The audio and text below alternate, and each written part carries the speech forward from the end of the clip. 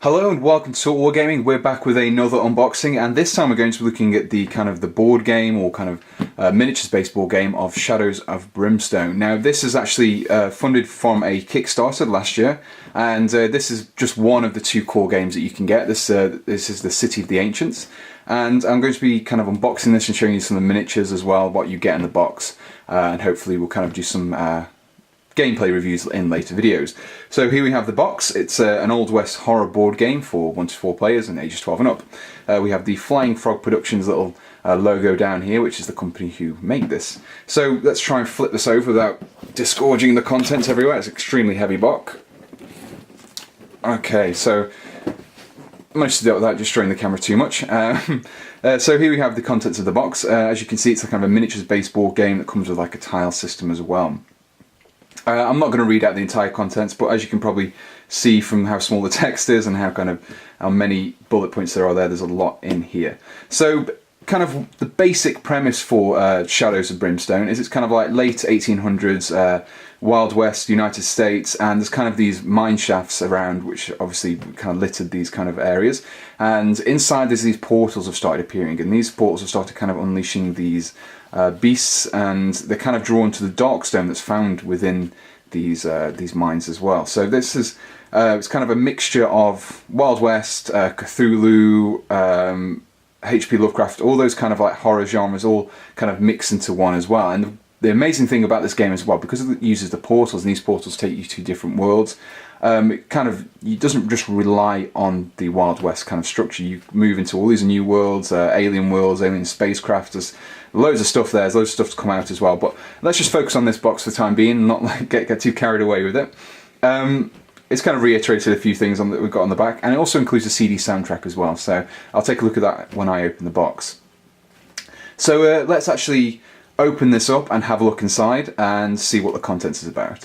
So now that the lid has been removed, we can quite clearly see the contents, and the first thing I'm drawn to are these miniatures here. Now these are hard plastic and they come on sprues. These are the monsters that you get in the game. I'll be looking more closely at these shortly. These are obviously some more individually bagged ones, and here are the spiders, which are the base creatures that you get in the game. Also on the sprues are the 4 heroes that you get, and these are the characters that you actually take control of. We have the Bandito, we have the US Marshal, the Saloon Girl, and also the Gunslinger as well. And each of these have special abilities, and they're better in certain circumstances. So yeah, these are will be what you actually control during the course of the game. Beneath these we have these cards that we use.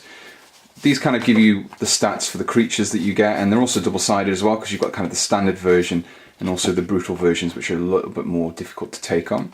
And we've got one of those for each of the opponents that you'll face in this game.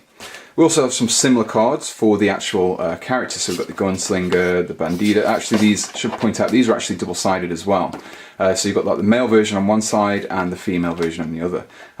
As far as I can tell, they're pretty much identical. There's no real difference between the genders, so it's just more of an aesthetic of something that you choose. So we've got 4 of those, one for each of the actual characters over there. And we also get these helpful little charts as well. Now these are used, some of them are used during the game, so the depth event chart I think is used whilst you're playing the game, and you've got town events as well. Now these are actually more focused towards when in between your scenarios, and then you've collected your dark stone and you found money and you've got items that you want to sell. This is where you use these cards, and you can go to different buildings and sell your things and go to churches. So it allows you to go through a whole like an RPG thing as well. Your characters progress as you play the game, and in between those you can just go to the town, sell your equipment, what you don't want, and buy some better equipment as well. We have another one here which is for, I'll put these to one side, the madness chart as well, and on the back is also the injury chart. Now these when your characters get lose all their health, they actually get KO'd, so they're just knocked out, and you have to roll on this chart to see what happens for them. You can end up with things at the bottom like here, ripped apart, so you're actually completely dead. So if you're actually playing the continuous of the game, that hero's gone for the game, you're going to have to replace them with someone else, and then you go all the way up to new scars, which actually makes your character better. So there's an injury chart and there's also a madness chart as well. So one of the things I should point out about this game is that you've got this kind of thing called the darkness, and the darkness is the kind of the inherent evil that is occupying the mind, and the kind of the task of these the heroes and the adventurers is to kind of hold back this darkness.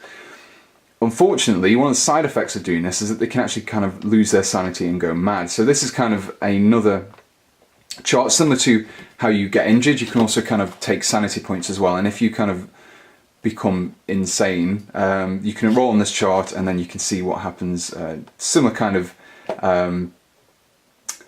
layouts. 1 to 2 you can end up just like being dead and not being able to use again, and towards the bottom you actually become a little bit better from the experience. So that's the depth event chart, we covered that. So here are the rule books. We get 2 in this game.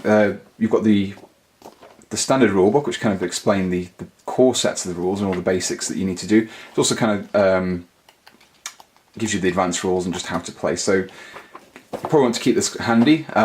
Read through it. It's very quite nicely laid out. The rules are quite easy to follow. Not too overly complex, but still kind of maintain a lot of depth. I won't be covering the gameplay too much in this video, but I will be doing subsequent ones where I kind of focus on that more. So that's the rule book. We also get the adventure book as well. Now, a little bit thicker than the last one. This kind of gives you a little bit of background as well as kind of giving you some missions that you can do. So you kind of got the basic missions, and you get more advanced ones. You also get some kind of nice pictures of the miniatures that are upcoming for this game as well. There's a comic book in there, and I also get the advancements for the characters. So obviously when they kill things, they earn experience, and as a result of that they can level up and unlock more abilities. So that's all documented in the adventure book. We have some bases, obviously for the miniatures, and we also have the soundtrack as well. It's a CD, so you can have this playing in the background to kind of really build up the atmosphere when you're playing the game. I haven't listened to this yet, hence why it's still in the sealed cellophane, but I imagine it's going to be suitably atmospheric. So this leads us to the cards. Now there's kind of 3 sets of these, but there is actually more variations in. Let me explain. So there's the character abilities cards, and the side bags, and there's all sorts of different ones. So whilst there are only 3 piles, there's actually more than 3 sets of cards. There's quite a few actually, and these are all like responsible for different things. Sometimes it's just kind of working out what happens when you enter a room. So you've got an encounters there. These cards at the top here give starting abilities for your different characters, and they're all unique to the characters. What else we have? The map deck as well. So when you're playing the game, you will actually find that you'll start off with just one kind of tile section. Now, tile sections are under here. I'll explain those in a second. And what happens is when you move to the next area, you have to draw one of these map deck cards, and this kind of determines what section you have to add on next. So this kind of, you never know what layout your mind's going to take. It could be quite small, it could be quite large and sprawling. It all kind of depends on what you draw in these cards. So let me just pull these out here. We also get some dice. So we get these 2 kind of unique dice. We've got this 6-sided dice, which actually has 2 2s, 2 3s, and 2 4s, and that's kind of used for kind of working out how many miniatures actually appear. And we also have the 8-sided dice as well there.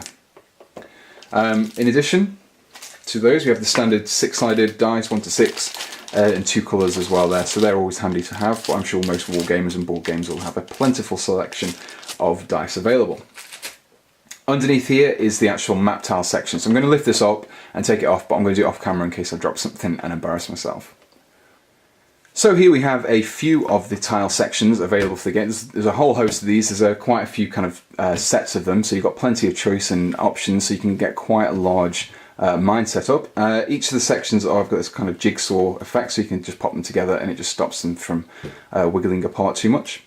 The tiles are actually double-sided as well. So this is the mine.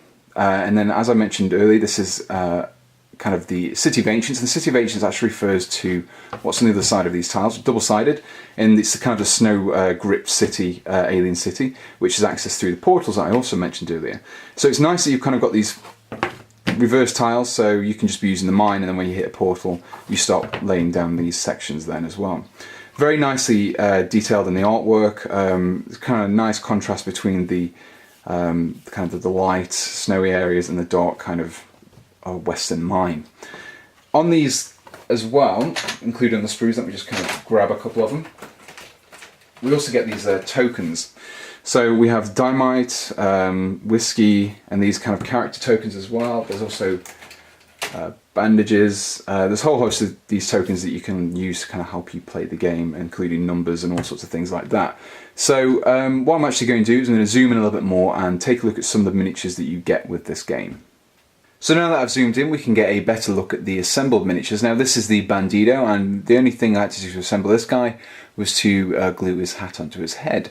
Now it's quite a nice miniature, considering it's mainly like a board game as well. The detailing on this guy is quite nice. There wasn't really much in the way of mould lines or anything like that, and considering this is kind of one of Flying Frog Productions' first kind of sprue cast for hard plastic, it's excellent quality. So this is the Bandito.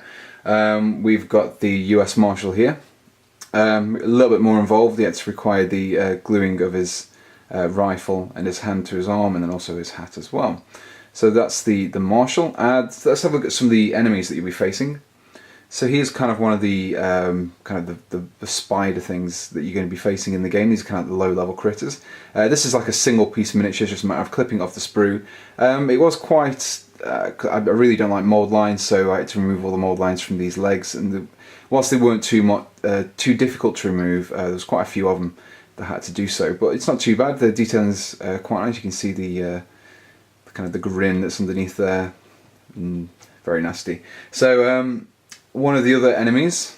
This is a single piece. It's one of the tentacles, and I really like these tentacles. I think the styling's very nice. You kind of got this like wrinkled skin on the backside there, and then also the kind of the suckers as well there. So, and you can see the kind of the rubble around these like bursting out of the ground.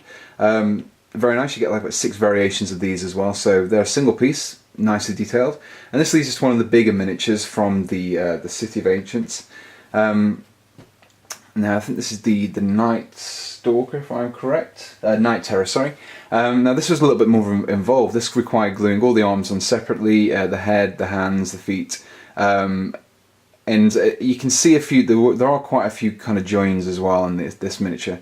I mean, they're not quite on scale with probably, obviously, Warhammer or any kind of like dedicated miniature manufacturers. However, like I said, for a company which is kind of starting out with this kind of new plastics, it's an excellent kind of it's an excellent miniature in terms of style. And if you've got like any liquid green stuff or kind of milliput, you can quite easily fill in these cracks, and no one would be none the wiser.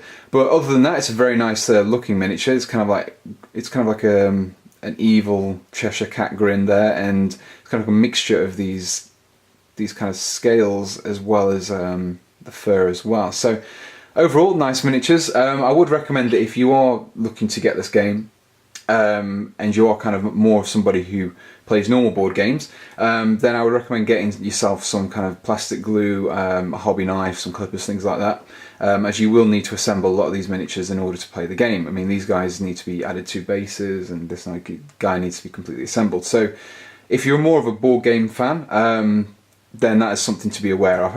If, like me, you are from a background of miniature making, this shouldn't be a problem at all. So now these are the miniatures. Let's zoom back out and kind of get a summary for the box. So that was our first look at Shadows of Brimstone, City of the Ancients by Flying Frog Productions, and just from unboxing this, I am very excited to play the game. The miniatures are great. There's a few teething problems with the Night Terrors, but I mean, in the long term, in the kind of the overall picture of this game, it's kind of insignificant. The contents of what you get, not just the miniatures, but also the map tiles, the cards, the rulebooks, are all fantastic. It's an excellent kind of looking game. I will be doing some more content for this. I will be doing a kind of walkthrough / gameplay review of this, probably of the first mission, so you can kind of get an idea as to how the game plays. Additionally, I'll be doing some painting tutorials, as the Army Painter has actually made some Shadows of Brimstone paint sets specifically for this, and I'll be showing you how to paint some of the miniatures from the game. So if you enjoyed this video, be sure to let me know in the comments. Also hit the subscribe button as well to be kept up to date with any more Shadows of Brimstone content. We will also be looking at the Swamps of Death core game for this as well. So this is just one of them, and there's also the Swamps of Death, and both of them can be used together, but they both kind of feature different enemies and characters and rules as well. So until next time, thanks for watching and goodbye.